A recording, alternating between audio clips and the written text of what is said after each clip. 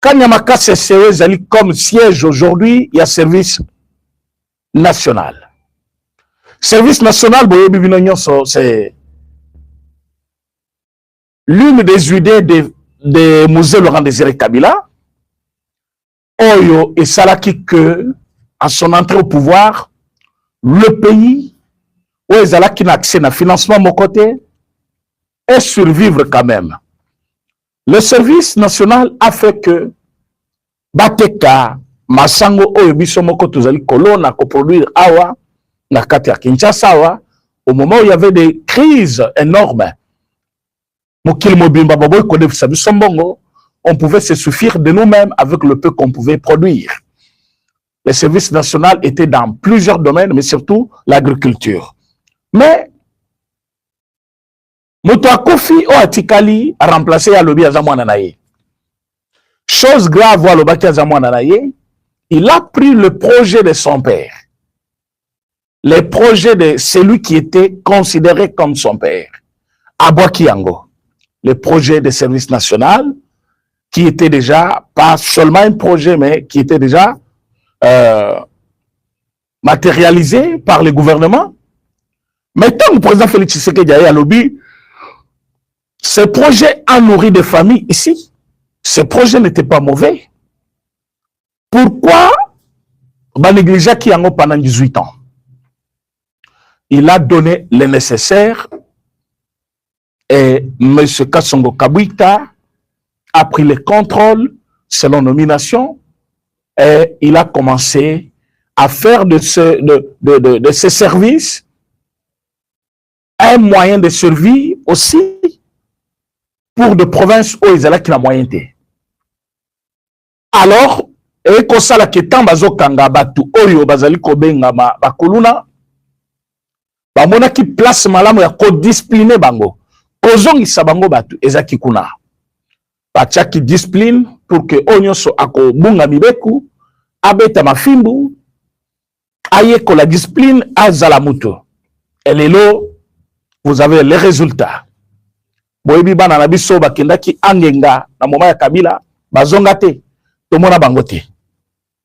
Bato bakenda bulu soki wapi tomona bangote. Mais bana o bakendaki Kanyamaka CCE aujourd'hui balumbe bakuluna tokomi kobenga bango babatisseurs, c'est-à-dire ils ne travaillent pas en contrepartie de leur punition, non. Ils sont punis, mais batangisi bango musala. Maintenant musala bazo sala, bazo futa bango maintenant. Vous voyez ça? Bazo futama, l'état zo futa bango, donc à rendre bango utile na kati ya société. Lelo bazo na Kinshasa, bomoni musala ezali ko salema awa. Et kuna boyebi ki basala ki aéroport ya bien. Aéroport ezakuna, ba centre de santé ezali, ba tongi bandaku, ba grand bâtiment ya minene. Donc c'est une ville presque qui s'est construite là-bas. Et cette ville qui s'est construite, ezali ville ya Kanyamaka CCE. Bon, Kanyamaka CCE, tokope sango kombo ya ville jusque là mais l'environnement mobimba na yango oyo nyonso bazali kotonga ezali na lolenge ya ebenga ma ville parce que ezali kopé saboter makamyo sozo kende kitoko. Mais qu'est-ce qu'on a vu? Le chef de l'État a lobi non bato ba komi ebele na Kanyamaka CCE. Ozaki considéré comme village isolé, comme mais bato ba komi kouta de partout bazo ya bazo tonga bazo vanda.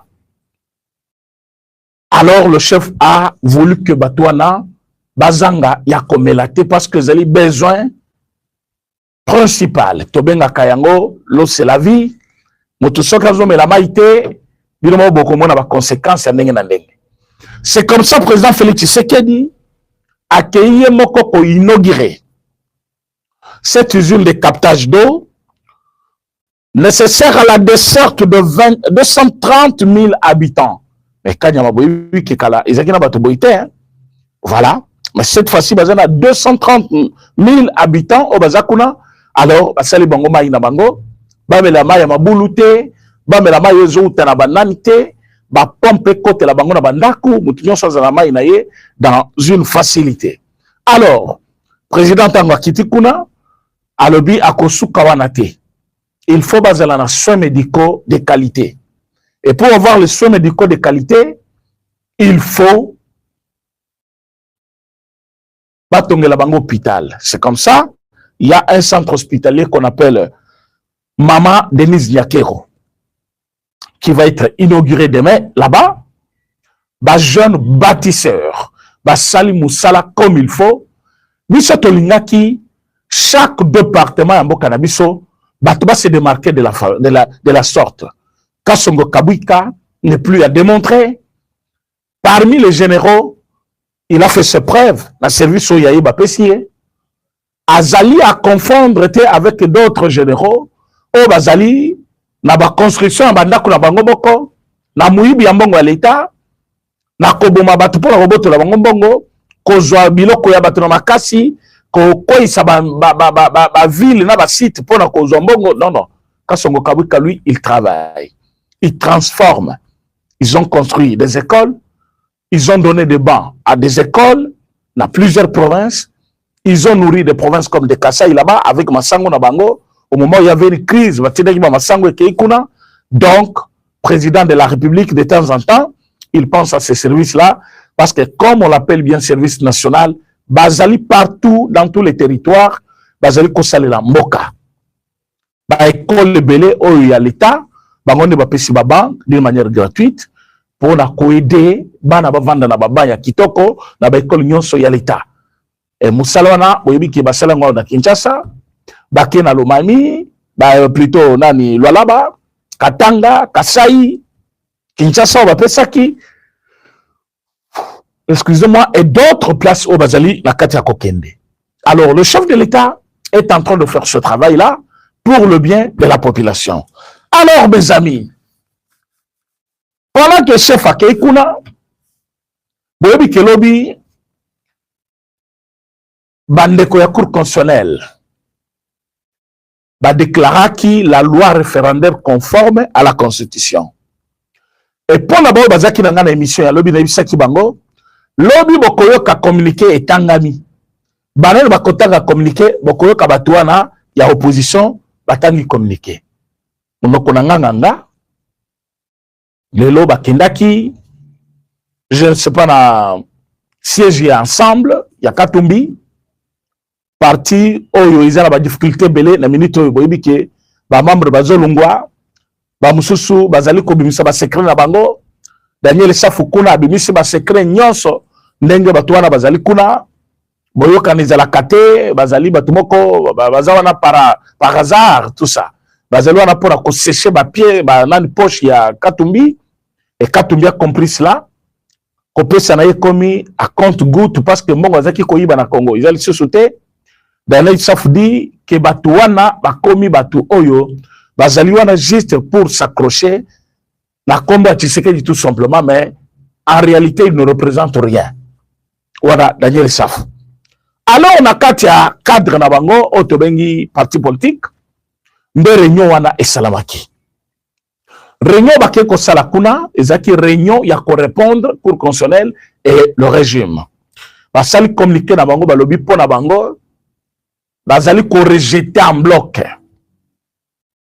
Confirmation oyo esalemi par la Cour constitutionnelle. Et bazali ko pesa rendez-vous na peuple congolais concernant ultimatum na bango bapesa ki parce que balobaki nini balobaki le 15 et le 14 il faut dialogue ezala convoqué. Bazo pesa les ordres au chef de l'État. Baponi date bango moko. Maintenant ils font pression, ils disent oh non ndenge zawana le col a déclaré l'OANA conforme, donc ils ont préparé le référendum. Dans ce sens-là, Bisso, Tozali cause de la grand événement le 15. Ce qui le 15 va convoquer dialogue, allez, Bisso Tozong Ananzila. Voilà. Mes chers amis, laissez-moi vous dire la vérité. Ce qui va tellement bilongi à Batouana, Botala Fayulu, Botala Kabound, Botala Sesanga, Botala Batouana, ils ont même perdu leur santé. Vous savez pourquoi? Lukuta et Zagamusala. Pour la coco, ça il faut Zamakasi. Lukuta, Sokosi Lelo, Okosi Lobi, Okosi Kuna, Jo Bakoye Bayo, Yomoko Komio Kasson, Yomoko, avant Matoba Seka, Yomoko Miseki. De même que Mouto Azali Koyiba, Mouto azali ko trahir mboka. Mais na kombo ya opposition. Oyebi que tu es un traître. Oyebi que ozali ko trahir nation na yo.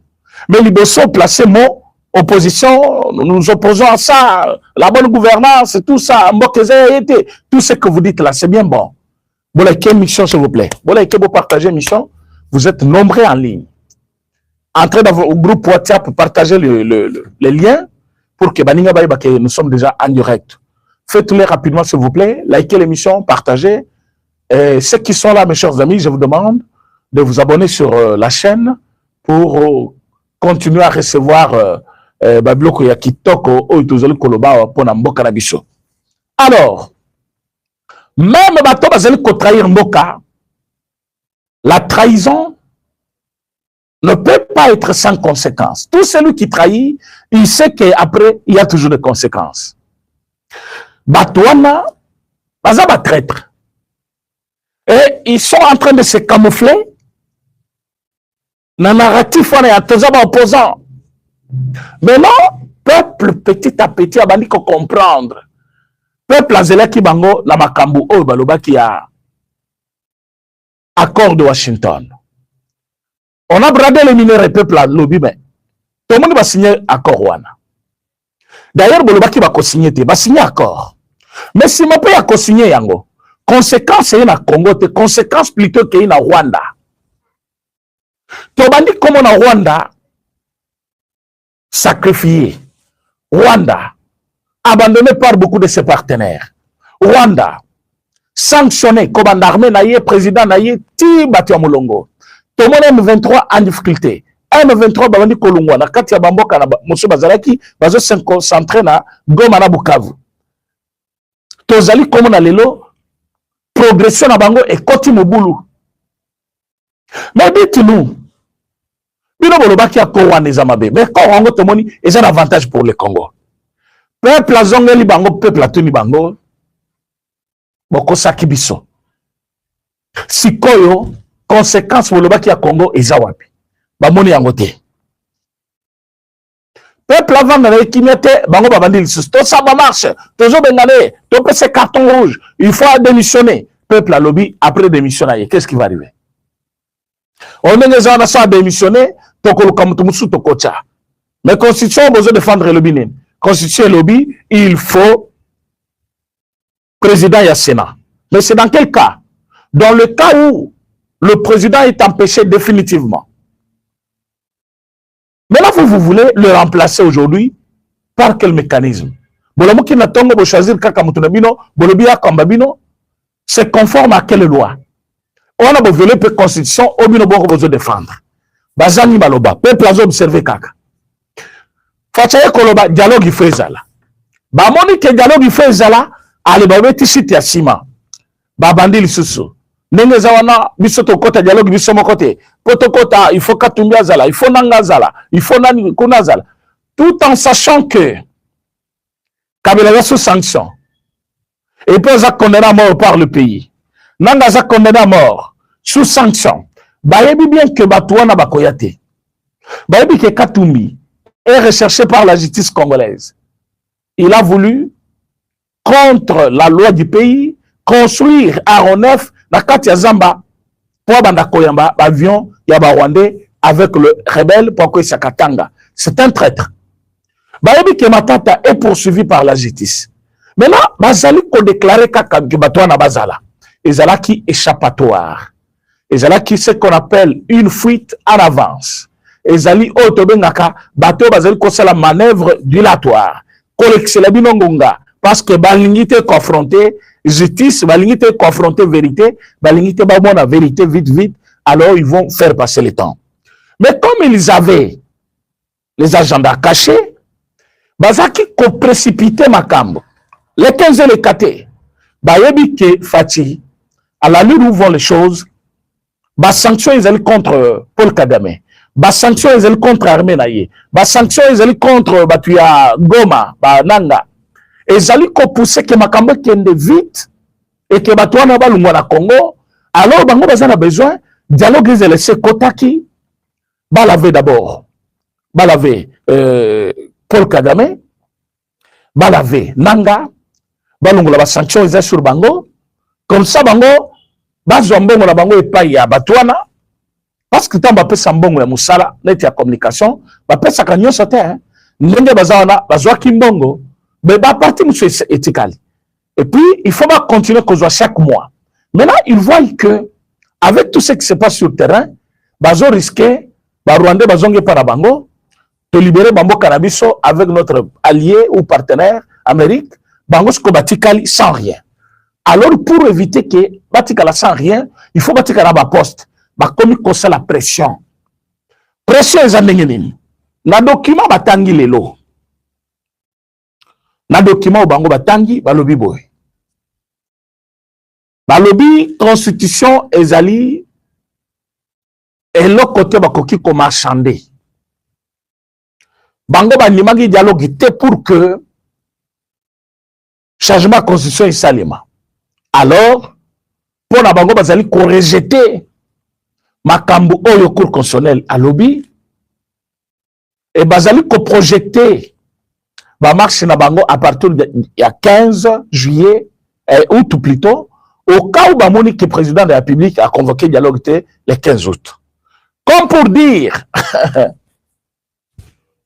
tondimi na biso makambo balobi te na cour constitutionnelle mais qu'à cela ne tienne tozela kaka dialogue, c'est-à-dire en quelque sorte pour na bande ko na bango baza na opposition bayoki bien te.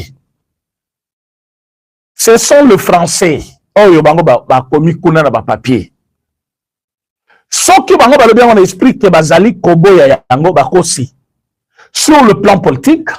Quand quelqu'un dit biso tozali ko rejeter eloko wana mais tozozela dialogue bayebi ke bango ba rejeter mais cour constitutionnelle a ko rejeter sur mode na bango te, c'est-à-dire pour na bango eleki déjà bandimi keleka bayebi te so je me fais comprendre bayebi très bien que la loi ezali déclarée recevable, fondée et conforme à la Constitution. Maintenant, bayebi que comme ezali conforme à la Constitution, la loi est conforme à la Constitution et cause elle a déjà promulguée par le chef de l'État et kokota la journal officiel, alors il faut une déclaration, il y a formalité. Il n'y a personne qui joue pour perdre. Quand on entre sur le terrain de foot, on a tous l'égalité de chance, 50-50. Mais ce n'est que quand une partie marque son premier but, que cette partie-là est plébiscitée, champion ou championne, Sokimati la mécilité. Et que tu kaka un wana. Mais Sokimati sili, avant ainsi la partie nous soit égalisée, beaucoup de match nul ou un but partout. Alors, na minute yo bango, tozaki na égalité de chance.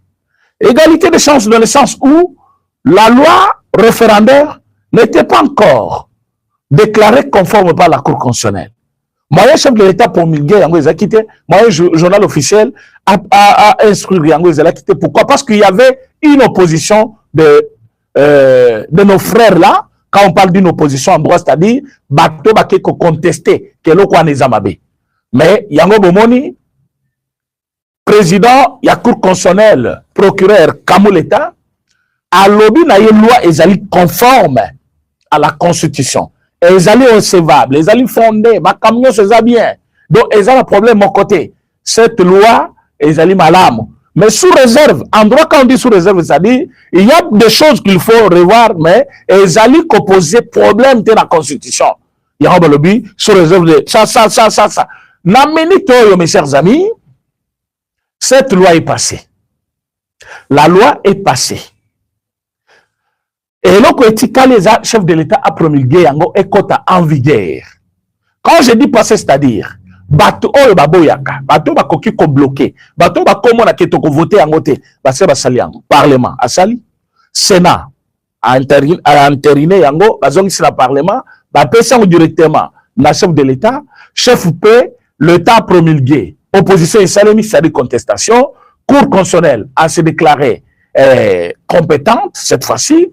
A Tali a statué sur Yango, a déclaré qu'ils allaient conforme à la Constitution. Quand on dit déjà la loi est conforme à la Constitution, c'est-à-dire cette loi trouve son soubassement dans la Constitution, elle n'a pas de problème, cette loi ne viole pas la disposition constitutionnelle.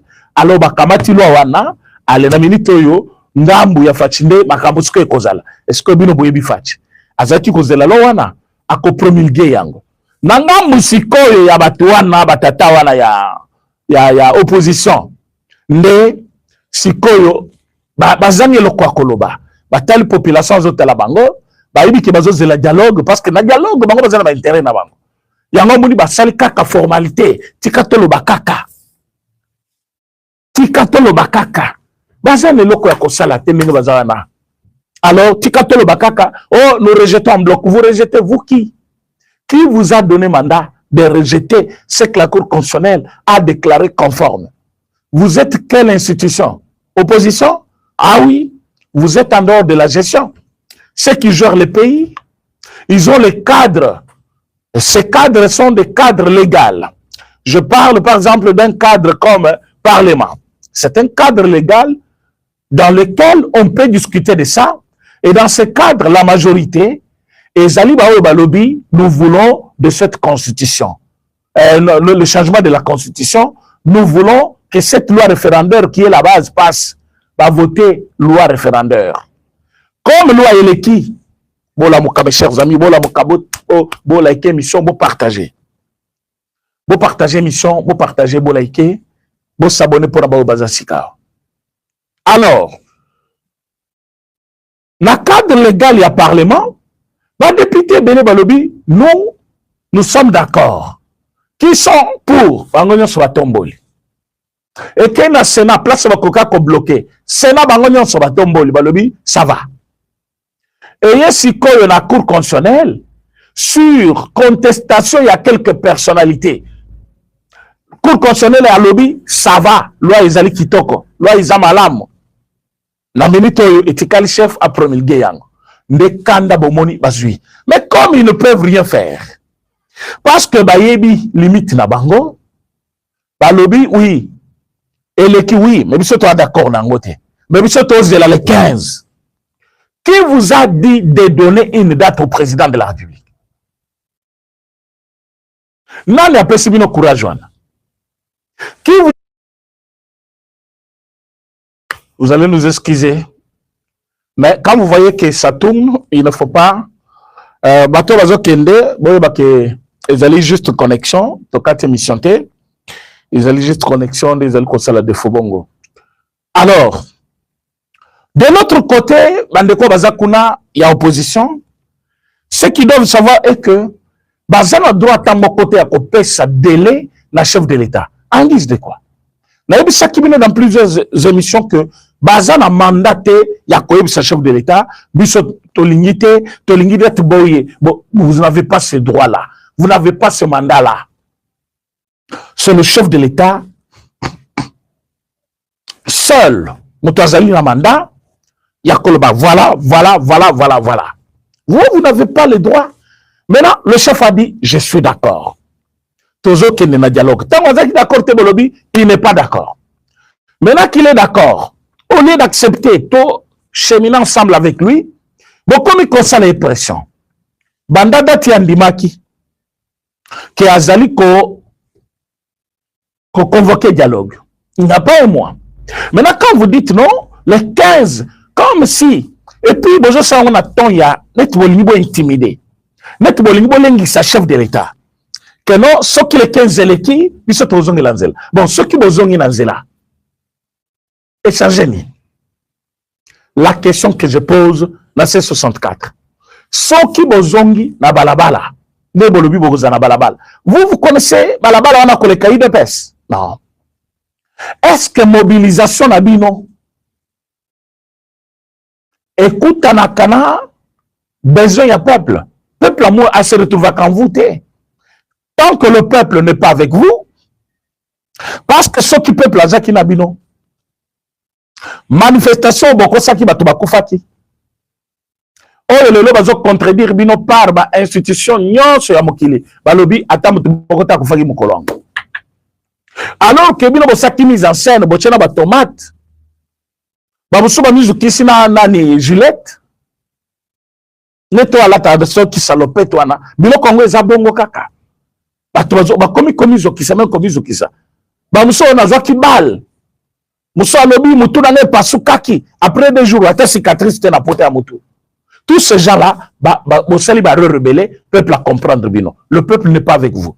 Alors vous n'avez pas le pouvoir de dire au président de la République, oh, les 8, les 15 et les kikak, bon, admettons que vous marchez. Parce que vous marchez, vous sali, vous dites que la marche, il y a 5000 personnes. Admettons que vous marchez. Ces jours-là, au sali marche nabino. Les chefs de l'État l'ont.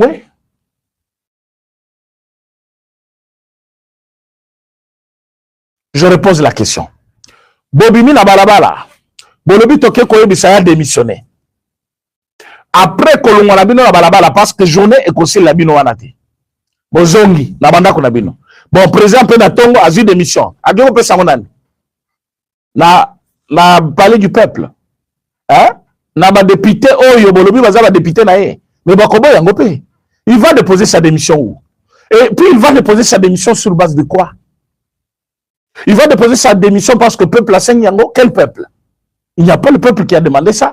Bino ne bezo senga yango. Même si bon mibengi peuple, vous avez peuple était. Et même si vous avez peuple vis-à-vis de la loi que vous défendez actuellement, il n'y a pas une formule oyo par constitution que le président a démissionné.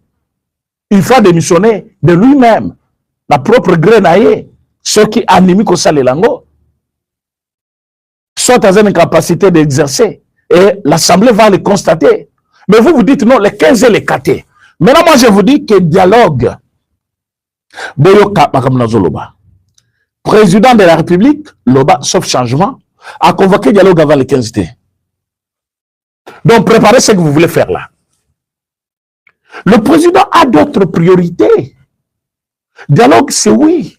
Nazaki Koyebi Sabatolobiawa, que la semaine passée, Kagame venait de dire que Goma Ezayaye, Nathalie Sakibino Tango Azolobawa, Alobi, Goma est entre mes mains. Si vous voulez prendre Goma, vous voulez prendre Bukavu, vous voulez prendre, il avait cité encore d'autres contrées là, alors dites-moi comment vous allez aborder aussi mes problèmes. C'est-à-dire, il faut vous garantir Paul Kagame, voilà, au coquel est la thé, au bandakozopemo mouké panabiso, au kozoma minéré nayo, au kosalaboye, bola émission s'il vous plaît. Alors Paul Kagame va dire, ah oui, ça va, comme vous beaucoup peut s'engager ba minéré, beaucoup bandakotine l'angaï 60 millions chaque mois, et dans ce cas, n'a pas libéré, bozo goma, bozo bukavu. Mais je vous ai expliqué ici que c'est vouloir quelque chose de son contraire. Nabiloko Oyo, monsieur, excusez-moi. Nabiloko, monsieur, Nania Zoluka, comment? Monsieur, c'est qui? Paul Kagame. La ville de Goma est dedans. Ville de Goma est allée la capitale. Yaba Rwandais.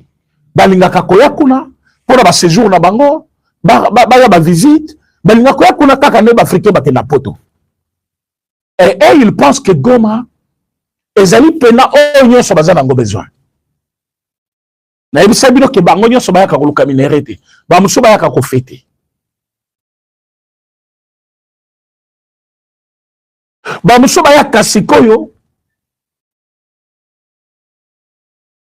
kosala makambo na bango ya renseignement. Ba muso ba yaka wana kosala commerce, même des petits commerces. Ba muso ba yaka kiboyi kuna, ba muso ba yaka kiboyi wana mais utilisé par les services yaba rwandais. Alors maintenant, ba le bien d'une manière claire que ndenge tozali awa Kagame lobi la ville cette fois-ci, cette ville est entre mes mains. C'est quoi dialogue plutôt toujours kotanabino. C'est un dialogue pour parler de votre vie, pour vous donner des postes dans le gouvernement, parce que c'est ça, azoluka ministère, faillu azoluka primature, nani mususu, ba penenya sowana, bazali koluka kaka, ba nomination. Mais, nous n'avons pas de nomination. D'une autre manière, il ne faut pas faire porter au peuple un fardeau comme ça. Il y a des traîtres, tels que vous là, des traîtres, je dis bien des traîtres. Mais je peux sa président de la République délai. On a bien convoqué dialogue, non? Avec 15 les catés. Ah, Bino Banani. Bino Banani. Qui vous a donné ce pouvoir-là? Qui vous a donné, hein? Je ne comprends pas cette... où vous trouvez votre légitimité? Votre pouvoir vient d'où? Il y a Kolobana, chef de l'État, et les catés, les 15 et les catés. Bon, à lobby, je suis d'accord. On a convoqué dialogue. Il doit se préparer. Le président se prépare et vous donnez les délais. Vous n'avez pas donné des dates. Le président n'est pas votre travailleur. Hein? Le président n'est pas votre travailleur. Le président n'est pas votre subalterne. Le président Azali, chef de l'État, qui a toutes sortes de préoccupations de ce pays dans sa tête. Il n'est pas là seulement pour votre dialogue. Oh, vous allez coloca, ma position, parce que le président est bibinote. Ma demande de l'Union sociale, comment est-ce pas président? Bon, qu'il n'a qu'à conseiller, n'a pas yebisi bango. Bon, le kakaba proche n'a pas yebisi bango. Pour ba yebisa, c'est-à-dire a yebibino. Moi, comment connaît mon vandiwana? A yebine boluka poste. Kabound n'a bien changé. Au moins que le pouvoir, déjà qu'à pouvoir. Dans la place au comme il est là. Kabound. Maintenant, qu'est-ce qu'on va faire? Je connais bien, Nani, Tshisekedi. Il suffit de maintenir autant de marches sur Kabound, s'est changé. Président de la République, Azali, moi na UDPS, Nengeyo Yakawana Okutaka na UDPS. C'est quelqu'un sans peur. Sinon, Bazoki Goma Bazu Bukavu. Un autre président de Apakati. Il faut voir le nombre de complots autour du chef de l'État. Il faut voir le nombre, il y a tentative d'assassinat où le président Tshisekedi est déjà victime. Il faut voir un président de la République à voyager à l'intérieur, dans avion, mobimba, ba chauffeur mitukanaye, mais na retour, ba abattre avion. Ba chauffeur ba koufi, mitukeziki, biloko baby. Aux la premier mandat, le président fait ce qu'on appelle preuve de maturité politique. C'est un homme sans peur. Documentaire, il y a campagne Nebimi, Bokota la Yango, Jacqueline Chabanez opé sa idée à lobby, selon ma condition de sécurité, Zamalamouté, toko kende tel place te boy à lobby, yoku tozam te sécurité, il y a lobby mais par exemple, il y a campagne, la sécurité, comme tu vas y aller, le bilan, bango, il faut balandangai. Ce qui va zapper nos moyens à Koyate Bakotikal, mais on va partir. Akendaki, le bilan hélicoptère, c'est quelqu'un sans peur. Si vous pensez qu'avec vos petites intimidations, limitez au bobine bozo kendelelo, yende mukolo limité. Place Kabound la sombiwana, sans face ya ipanaye. Azawana na mapangu, azawana na mapango ya bapanga na ye, lupango ya parti, mapango ya bandeko na ye, bisika nyoso bino bozo tambola lelo, boke osaba réunion wana, ezali ba place na ye. Po komi ko kita limité toki pa Kabound ko sala ba, écoutez, balabala bakolo nango bazali. Oyo bolingi bo sala net intimidation, o lokola les 15 écoles kaboko mona biso na balabala. Sinon, ceux qui boliki na balabala, après qu'est-ce qui va se passer? Bon, admettons que Bobi n'a pas la balle. Après, qu'est-ce qui va se passer? Rien ne va se passer. Botunananga, les lois qui matinent. Et pas na yekuna makamuza malamute. Bazon kababo maye par des Rwandais. Botunananga, ba Rwandais balimba bomaye. Ah oui, ce n'est pas que ba échoué. Et ça nango signal ya liboso batindelier. Ba échoué cop na bangote. Mais Bayebi, c'est toi, il faut faire attention. Panique, la Katia ville. Les gens ne comprennent pas qui. Mouvement est bandit parce que nanga comprenne pas proye. Mais on se rebelle n'engi nos âmes à beaucoup d'abord. Battu aux sala bango cop bango de balingi, Bayebi nyo sozo sala. Moutope ça qui cop c'est Kabila. Yo côté mais la bango mazo contrôler à la loupe. Bande ko balandi. Monsieur Paul Kagame, Monsieur Nanga, Nabatu na bango bazali awa, bango nyoso ba lo moko fachache bango contre mire. Kadena.